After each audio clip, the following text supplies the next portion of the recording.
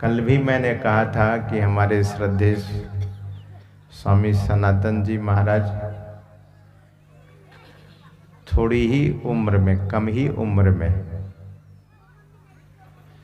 संसार के सुखों का त्याग कर दिया, संसार की सुविधाओं का त्याग कर दिया है। ये गुरु की कृपा है। इसलिए भगवान शंकर ने कहा कि अगर दुनिया में किसी को मोक्ष मिलता है या मिला है, किसी को मुक्ति मिली है, सद्गति ही भी है किसी की, तो गुरु कृपा ही केवलम। भगवान शंकर कहते हैं ध्यान मूलम गुरोर मूर्ति, पूजा मूलम गुरोर पदम, मंत्र मूलम गुरोर वाक्यम, मोक्ष मूलम गुरु कृपा।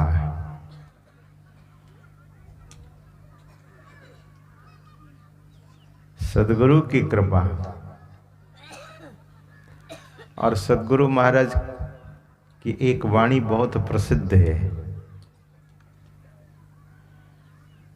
संत मत के जो अच्छे गायक और गायिका हैं इस वाणी का गायन किए, बिना गुरु की कृपा पाए नहीं जीवन उधारा है। इस मंच पर गायिका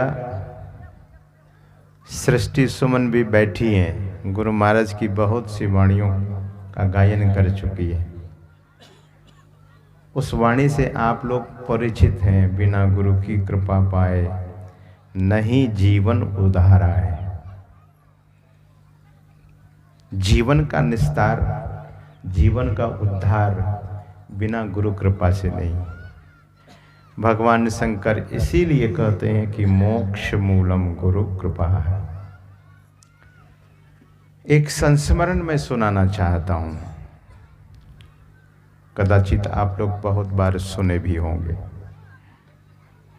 फिर भी महापुरुष के संस्मरण को सुनने से आपके जीवन में गुरु भक्ति की प्रगाढ़ता होगी, गुरु भक्ति गहरी होगी, गुरु भक्ति मजबूत बनेगी।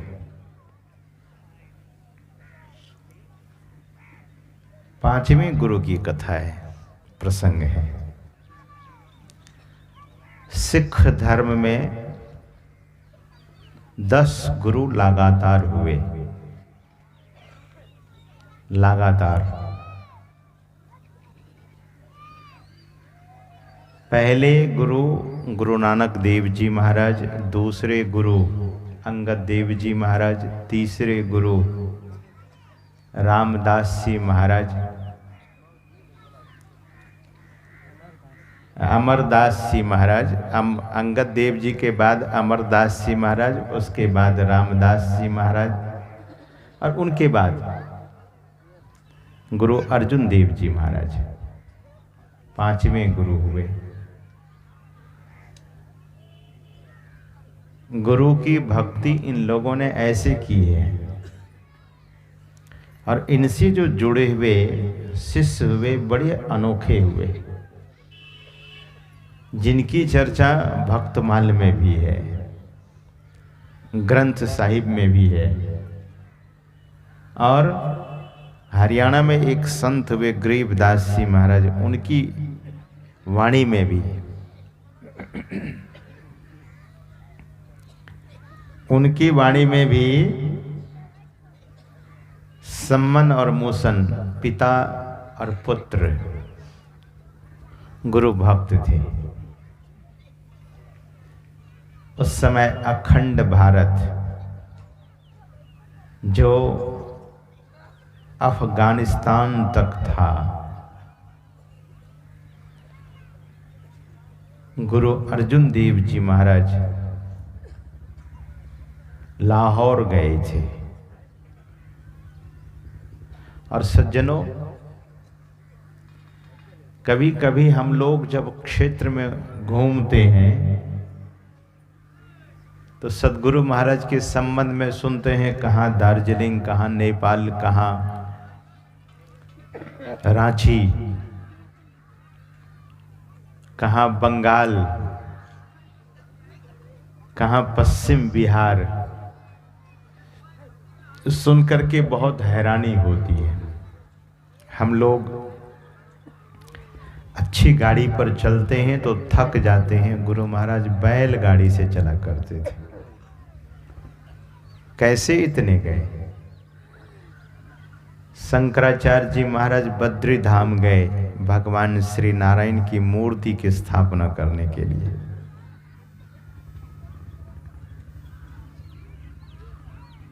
कुछ विद्वेषियों ने, निघंटों ने भगवान की मूर्ति तोड़कर कुंड में डाल दिया था। शंकराचार्य जी महाराज भगवान शंकर के अवतार हैं। मूर्ति को ढूंढना था और बद्री धाम में एक गर्म कुंड है, जो गए होंगे स्नान किए होंगे, हम लोग भी गए हैं वहाँ। पानी छुएंगे तो लगेगा कि जल जाएगा, लेकिन जो छलांग लगा देते हैं फिर वो जलता नहीं है, उनको बड़ा आनंद आने लगता है।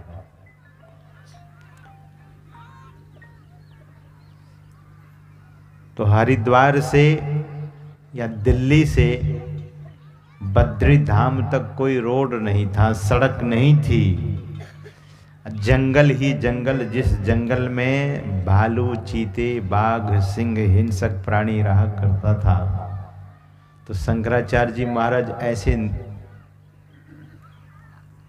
दुर्दांत जगह को पार करते हुए बद्री धाम कैसे पधार गए? सिद्धि के बल पर। गुरु महाराज यों तो बैलगाड़ी से चला करते थे, कार तो अंतिम अवस्था में उनके पास आई थी, दी गई थी उनको, लेकिन इतना प्रचार, व्यापक प्रचार उनके द्वारा हुआ। महापुरुष में सिद्धियां हुआ करती है। सिद्धि के बल पर, अपने योग बल पर सर्वसाधारण को यह दिखाते हैं कि मैं भी बिल्कुल आपके ही तरह हूं, लेकिन योग बल से वे प्रचार किया करते हैं। शंकराचार्य जी महाराज जब उस गर्म कुंड में छलांग लगाते हैं तो मूर्ति मिली, लेकिन खंडित मूर्ति मिली। आकाशवाणी हुई, एक बार और छलांग लगाओ। फिर छलांग लगाए तो मूर्ति मिली, लेकिन खंडित मूर्ति मिलती थी। दूसरे बार जब आकाशवाणी हुई तो छलांग लगाने के बाद भगवान श्री नारायण की मूर्ति मिली और उसी मूर्ति की स्थापना शंकराचार्य जी महाराज के द्वारा वहां हुई। ये महापुरुष लोग अपने योग बल से इतना व्यापक प्रचार करते हैं। जीवन में भगवान भी तपस्या किए हैं, जीवन में भगवान भी ध्यान किए हैं। हम लोगों को भी ध्यान करना चाहिए। ये जितनी चीजें आप बाहर में देखते हैं, मोबाइल फोन, कंप्यूटर और सुपर कंप्यूटर और जितनी भी चीजें, एरोप्लेन, फ्लाइट, हवाई जहाज, जो भी देखते हैं,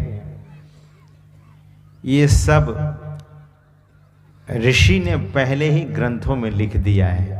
लोग अभी केवल खोजते हैं, उसकी खोज करते हैं। जर्मनी वाले इस देश से केवल यहाँ के साहित्य को लेकर चले गए। जर्मनी इसलिए उन्नत है। अगर नालंदा विश्वविद्यालय को न जलाया जाता तो भारत अभी फिर से सोने की ही चिड़िया कहलाता।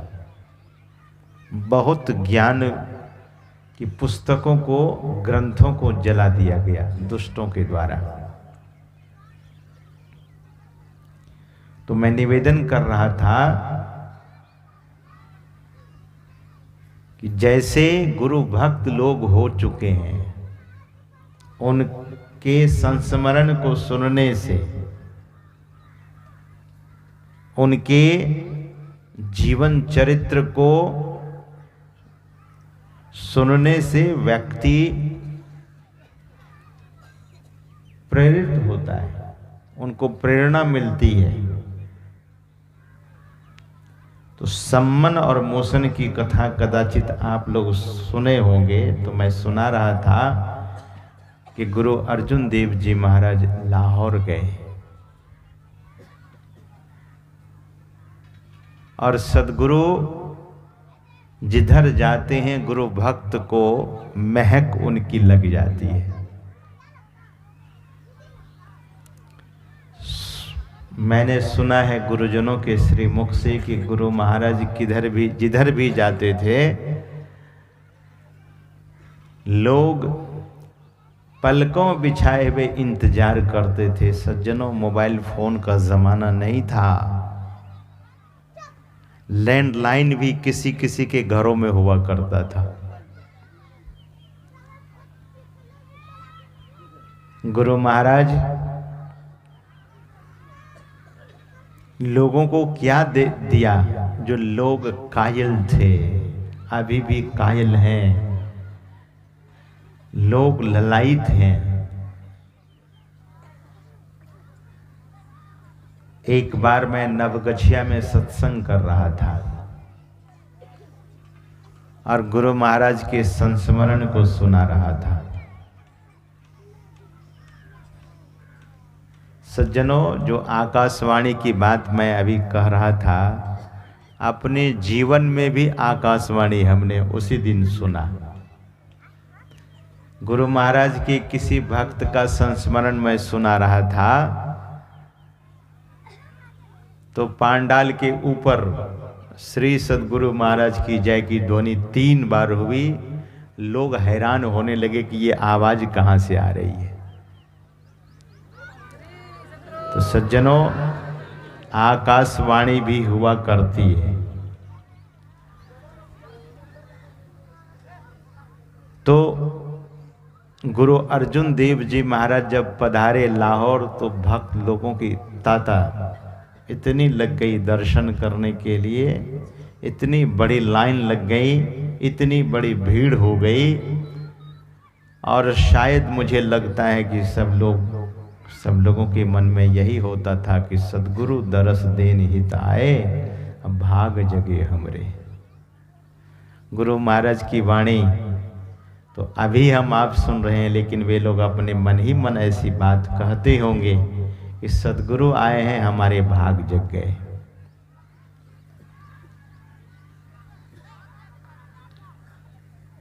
कबीर दर्शन साधु के साहब आवे याद, लेखा की वाही घड़ी अब बाकी के दिन बर्बाद। जिस दिन संत सद्गुरु का दर्शन हो जाए, बड़े भाग्य की बात होती है। गुरु अर्जुन देव जी महाराज का दर्शन सभी भक्त लोग कर रहे थे। बड़े बड़े सेठ साहूकार वहां पधारे थे। अर्जुन देव जी महाराज के दर्शन करने के बाद सबका हाथ जुड़ा हुआ था। सभी भक्तों का आग्रह होने लगा कि महाराज, सद्गुरु भगवान पधारे हैं, किसके घर में पहला भोजन होगा। कोई सेठ कहता था कि आज मेरे घर में सद्गुरु भगवान का भोजन होगा। दूसरे भक्त कहते थे नहीं, मेरे घर में होगा। तीसरे कहते थे ठीक है, आज आप लोग करा लो, कल हमें दे दो। चौथे, पांचवें, छठे, सातवें, आठवें एवं प्रकार से अनेक भक्त लोग आग्रह करने लगे कि हमारे घर भोजन दो, हमारे घर भोजन। गुरु अर्जुन देव जी महाराज सबके भाव दशा को देख रहे थे। गुरु अर्जुन देव जी महाराज बोल पड़े कि भक्तों, अगर आप लोग ऐसा कहोगे तो हम किसके किसके घर जाएं, किसके घर पहले जाएं, किसके घर पीछे जाएं। आप लोग लिस्ट क्यों नहीं बना लेते हो? एक लिस्ट तैयार कर लो, आज इसके घर कल उसके घर। तो बड़े बड़े सेठ आगे आगे लिखो, पहला मेरा नाम। गुरु दर्शन करने के लिए सम्मन और मूसन दोनों पिता पुत्र गए थे। सब लोग नाम उत्साह से लिखा रहे थे कि हमारे घर गुरु महाराज पधारेंगे।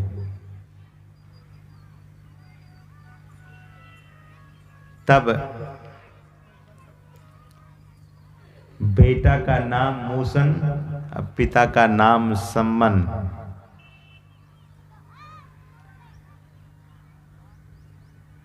बेटा अपने पिता से यानी मूसन सम्मन से कहने लगा कि पिताजी सब नाम लिखवा रहे हैं, गुरु महाराज को अपने अपने घर बुला रहे हैं, गुरु महाराज पधारेंगे सबके घर, हम लोग अपना नाम ना लिखावें।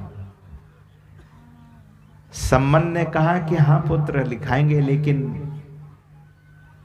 हम तो बदनसीब हैं, हमारे घर में फूटी कौड़ी भी नहीं है, अन्न का एक कण भी नहीं है, अपने गुरु महाराज को क्या खिलाएंगे? इनके साथ तो 50-50 लोग हैं, घर में एक कण भी, अन्न का एक कण भी नहीं है, हम तो ऐसे बदनसीब ठहरे,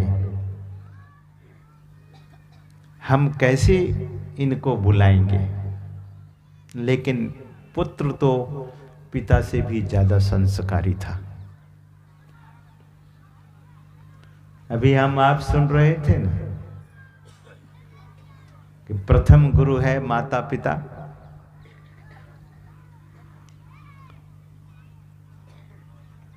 मां की बहुत बड़ी जिम्मेवारी होती है, पिता की बहुत बड़ी जिम्मेवारी होती है।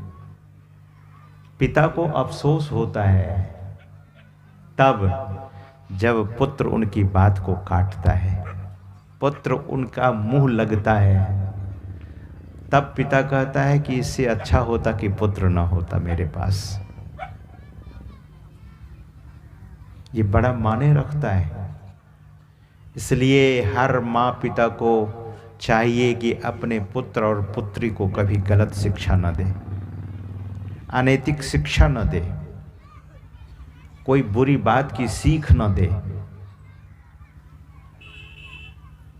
जीवन तो यहां भी जी सकते हैं अच्छी तरह से। किसी बात को अगर आप सजाकर बोलेंगे, मधुर स्वर में बोलेंगे, तो आपका व्यवहार, आपकी बोली की बड़ाई होगी। पुत्र को प्यार से बोलिए, पुत्री को स्नेह से बोलिए। पिता संस्कार देते हैं, मां संस्कार देती है। इसलिए महापुरुष कहते हैं कि ये प्रथम गुरु है। सज्जनों, पुत्र बड़ा संस्कारी था।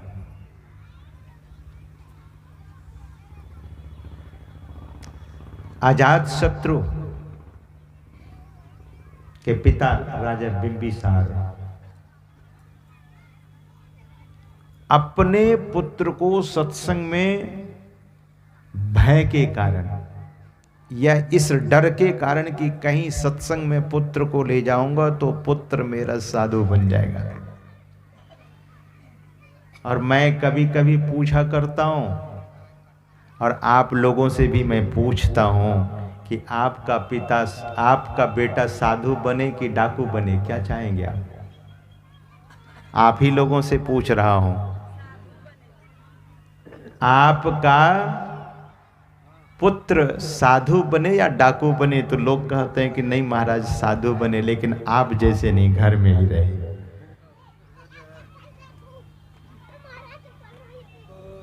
राजा बिंबिसार भगवान बुद्ध के पास अपने पुत्र को भय के कारण, और इस भय के कारण कि कहीं पुत्र मेरा साधु न बन जाए, एक दिन भगवान बुद्ध के समीप, उनके चरणों के समीप बैठे हुए थे राजा बिंबिसार। तो भगवान बुद्ध ने पूछा कि राजन, आप अपने पुत्र को सत्संग में क्यों नहीं लाते? तो राजा बिंबिसार कुछ नहीं बोले, लेकिन मन ही मन यह उत्तर दिए थे भगवान बुद्ध को, कहीं लाऊं और साधु बन जाएगा तब क्या होगा, मेरा राजपाट का क्या होगा। भगवान बुद्ध दोबारा नहीं पूछे, क्योंकि मन की जाने सब गुरु, कहाँ छिपावे अंध। दुनिया के लोग तो अंधे होते हैं, अज्ञानी होते हैं, सब बात मन की सद्गुरु जानते हैं।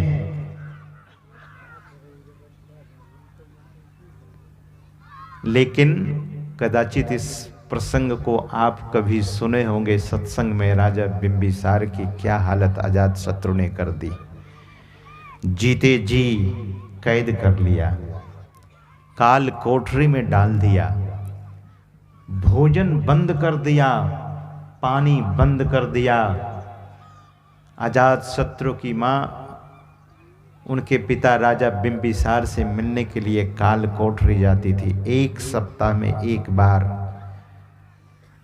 पैर में सत्तू और शहद को सान कर साट लेती थी और कपड़े से बांध लेती थी। काल कोठरी के अंदर जब जाती थी तो राजा बिंबिसार को वही खिलाती थी चुपचाप। राजा बिंबिसार की भूख इतनी बढ़ जाती थी कि पत्नी के पैर को चाटता था। लेकिन अजात शत्रु को पता लगा कि मेरी माँ मेरे पिता को खिलाती है, तो माँ को भी सख्त आदेश दिया कि अगर तुम ऐसा करोगी तो तुझे भी मैं काल कोठरी में डाल दूंगा। सत्संग में नहीं ले जाने के कारण संस्कार का अंत हुआ, कुसंस्कार का उदय हुआ। माँ और पिता के लिए काल बन गया पुत्र। इसलिए बचपन से ही बच्चों को अच्छा संस्कार दीजिए। मत सोचिए भाग्य का निर्माण माता पिता नहीं करते हैं, लेकिन जो मूल रूप से उनका भाग्य लिखा गया है वह तो ईश्वर ने, वो तो विधाता ने लिख दिया है। किसी के भाग्य में अगर साधु लिखा है बनना तो उसे रोक कौन सकता है। वही है वही जो राम रचि राखा, को करी तर्क बढ़ा वही शाखा। कभी कभी लोग कहते हैं महाराज सब तरह की बात आप लोग बोलते हैं, कहते हैं पुरुषार्थ ही विशेष चीज है। नहीं, पुरुषार्थ तो है ही, लेकिन कुछ बातें लिखी हुई है। यही तो संत कबीर साहब कहते हैं कि कर्म गति टारे ना ही डरी। अगर आज कोई साधु बना है तो महत् पुण्य किया है, इसीलिए साधु बना है। गुरु की सेवा की है इसीलिए साधु बना है। कोई सज्जन है तो शुभ कर्म किया है, इसलिए सज्जनता कूट कूट कर भरी हुई है। तो संस्कार, सम्मन का बेटा बहुत संस्कारी था। वे भक्त बड़े संस्कारी थे। मूसन ने कहा कि पिताजी कोई बात नहीं, अभी नाम लिखाने की बारी चल रही है ना, हम भी अपना नाम लिखा देते हैं गुरु के उस दरबार में। हम नाम लिखाएंगे। मूसन ने कहा कि पुत्र तुम कहते हो तो ठीक, लेकिन उपाय कैसे करोगे? मूसन ने कहा पिताजी हम कमाएंगे ना, 15वें दिन हमारा समय मिला है, 15 दिनों के भीतर हम इतनी मेहनत कर लेंगे, इतनी मेहनत करेंगे, इतनी मजदूरी कर लेंगे कि बहुत सारा अन्न हमारे घर में हो जाएगा, हम हर तरह से व्यवस्था कर लेंगे।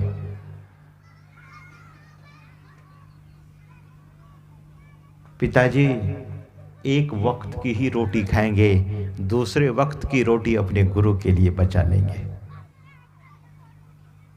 क्या भाव है, एक ही वक्त की रोटी खाएंगे। सज्जनों, एक वक्त की रोटी उसने खाई, आज ग्रंथों में उनका नाम बड़े बड़े महापुरुषों के द्वारा लिया जाता है। गुरु भक्ति का मिसाल उन्होंने दी है जगत को। पिता पुत्र नाम लिखा लेते हैं, नाम लिखाने के समय भी लोगों ने उपहास करना शुरू किया। अरे तू गरीब, तू बदनसीब, तेरे घर में अन्न है जो तू गुरु महाराज को आमंत्रित कर रहा है। सम्मन और मूसन की आंखों में आंसू आ गए कि दुनिया के लोग छोड़ते नहीं। हृदय से गुरुदेव के चरणों में प्रार्थना करता है दोनों पिता पुत्र, और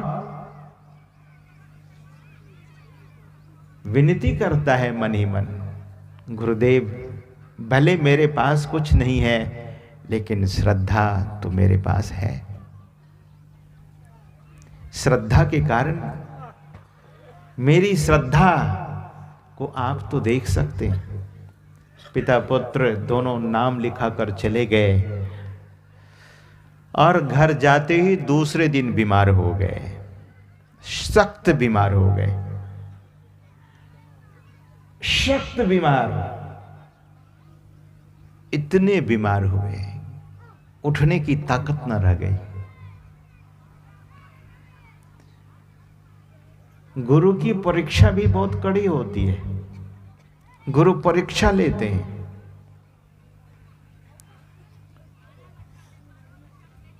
सज्जनों, इतने बीमार पड़ गए, इतने बीमार पड़ गए, स्वस्थ होते होते होते समय नजदीक आ गया।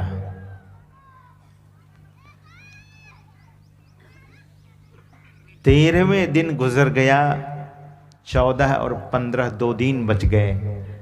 आज सारी व्यवस्था करनी है। पिता पुत्र ने सलाह किया, ठीक ठाक हुए, बोले चलिए गांव के नगर सेठ से कर्ज ले लेते हैं। गए सेठ के पास, सेठ जी हम कर्ज मांगने आए। सेठ ने दुत्कार दिया, सेठ ने फटकार दिया। सेठ ने कहा कि अरे तुम्हारी क्या औकात है कि तेरे घर में है भी क्या, तू कर्ज चुका सकेगा? पिता पुत्र ने कहा कि हम कर्ज चुका देंगे, मेरे गुरु महाराज आने वाले हैं, 15वें दिन गुरु महाराज आने वाले हैं, उनको हम खिलाएंगे, उनको हमने निमंत्रण दिया है, आमंत्रित किया है, और मेरे सदगुरु भगवान हमारे घर आएंगे, प्रार्थना करते हैं कि कर्ज दे दीजिए। सेठ भड़क उठा। सेठ ने कहा कि नहीं मिलेगा कर्ज तुझे, तुम्हें कर्ज नहीं मिलेगा। अब पिता पुत्र दोनों निराश होकर घर आए। निराश होकर जब घर आए तो कुछ सूझने नहीं लगा कि अब क्या करें। न कमाई, कोई व्यवस्था नहीं। अंत में पिता पुत्र ने यह निर्णय लिया कि उसी सेठ के घर में हम चोरी करेंगे, सेंध डालेंगे, उनके दुकान से सारी चीज़ें ले आएंगे, ज़रूरत की सारी वस्तुओं को, ज़रूरत के सारे सामानों को ले आएंगे। पुत्र ने कहा कि पिताजी ये तो चोरी हो गया। बोले नहीं, हम उसे बाद में बता देंगे कि चोर मैं ही हूं, और कमा कमा कर उसे फिर सारा का सारा धन दे देंगे, सब कुछ वापस करेंगे, लेकिन अभी तो ऐसा ही करना पड़ेगा। पिता पुत्र दोनों रात्रि काल में, रात्रि के समय में वहां जाता है, सेंध लगाता है, सेंध खोदता है, पुत्र भीतर चला जाता है, पिता बाहर खड़ा होता है। सारी वस्तुओं को निकाल कर, जरूरत भर, ऐसा नहीं कि अब मिल रहा है तो बहुत ले रहे हैं, जरूरत भर सारा सामान लेकर बाहर देता गया। पुत्र निकल आए, सम्मन और मूसन सारे सामानों को लेकर घर पहुंचे। दीपक जलाकर देखा कि देखो सारा सामान आ गया। बोले सब कुछ आ गया, नमक हल्दी छूट गया।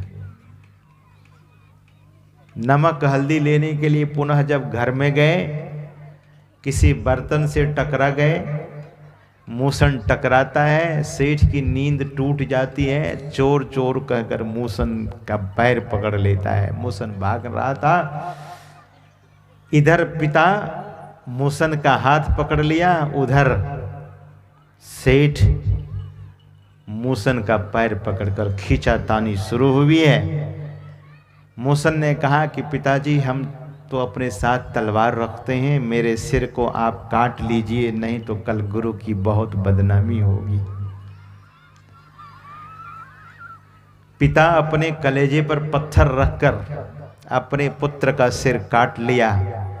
सेठ पूरा धड़ को खींचा तो देखा सिर ही नहीं है। इधर मूसन सिर लेकर घर जाता है, सम्मन उनके पिता अपने पुत्र का सिर लेकर घर चले गए। इधर सेठ ने देखा कि अगर कल पुलिस आएगी तो पूछेगी कि सिर कहाँ है, तो मैं फंस जाऊंगा। सम्मन के घर गए और कहा मेरे घर में एक चोर जिनका सिर नहीं है, आप इसे उठाकर फेंक दो कहीं, तुम्हें बहुत पैसे में दूंगा, किसी से कुछ बोलना मत। सम्मन पुत्र के सिर को छिपा रहा था, छिपाकर वापस जब उनसे बात हुई सेठ से सब तरह की, गए उनके घर, पुत्र के धड़ को लेकर घर आया है और धड़ और सिर को जोड़कर ऊपर से चादर ओढ़ा दिए। सवेरा होता है, गुरु का जो लांगड़ी होती है, जिसको रसोईया कहते हैं, वे आ गए और कहा कि सम्मन सारा सामान दो, हम गुरु महाराज के लिए, गुरु भगवान के लिए रसोई तैयार करेंगे। सारा सामान दिया जाता है। गुरु अर्जुन देव जी महाराज के रसोइये बहुत भोजन स्वादिष्ट बनाकर तैयार कर दिए हैं। अभी गुरु भगवान नहीं आए हैं अपने लाव लश्कर के साथ। थोड़ी देर में गुरु अर्जुन देव जी महाराज पधार जाते हैं और बहुत सारी संगत उनके साथ है, बहुत सारे भक्त उनके साथ, उनके अनुचर उनके साथ हैं, सबकी पंगत लगा दी गई है। और अर्जुन देव जी महाराज ने कहा कि सम्मन आज हमें भूख बहुत तेज लगी है, जल्दी से व्यवस्था करो। और कहाँ है मेरा जो बहुत प्यारा सा शिष्य है, छोटा सा मूसन, वो कहाँ है? उसे नहीं देख रहा हूँ। आते ही अपने उस प्यारे शिष्य को ढूंढने लगे, उनकी खोज करने लगे। पुत्र मर गया है, पिता अपने को कितना मजबूत बनाया हुआ है। जब पूछा कि मेरा प्यारा शिष्य कहाँ है, तो सम्मन के आंखों से आंसू जाना चाहिए, लेकिन नहीं। सम्मन ने क्या कहा, हे गुरु भगवान, आपका पुत्र, आपका जो शिष्य है, आपका जो प्यारा सा शिष्य है, वह सख्त बीमार हो गया है। पंगत लग चुकी है, पंगत में सारे के सारे लोग बैठ चुके हैं। गुरु अर्जुन देव जी महाराज अपने आसन पर बैठे नहीं हैं, खड़े हैं। कभी ऐसा भी होता है कि गुरु शिष्य की प्रतीक्षा करे, लेकिन ऐसा हुआ होता है शिष्य में वैसा प्रबल भक्ति हो, वैसी सेवा हो। गुरु अर्जुन देव जी महाराज ने कहा कि संबंध जब तक मेरा प्रिय शिष्य मेरे सामने नहीं आएगा, आज मैं उन्हीं के हाथों से भोजन करूंगा। वो परोसा करेगा तब मैं भोजन करूंगा। बुलाओ उसे। सम्मन की आंखें भींगने लगी। भींगे हुए आंखों से रुद्ध स्वर से कंठ अवरुद्ध होने लगा। सम्मन ने कहा कि गुरुदेव, हे गुरु भगवान, मैं तो नहीं बुला सकता, आज मुझे यह धृष्टता करनी पड़ रही है, मैं आपकी आज्ञा को उल्लंघन करता जा रहा हूं। गुरुदेव आप ही बुला लीजिए, मेरे बुलाने से आपका शिष्य आने वाला नहीं है। सज्जनों, गुरु अर्जुन देव जी महाराज बुला रहे हैं अब, और गुरु बुलावे शिष्य ना आवे। गुरु अर्जुन देव जी महाराज नाम पुकार कर, नाम लेकर पुकार रहे हैं।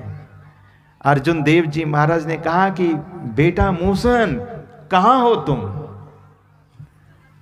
आज तुम परोसोगे तभी मैं खाऊंगा, अगर तुम नहीं परोसोगे तो मैं नहीं खाऊंगा।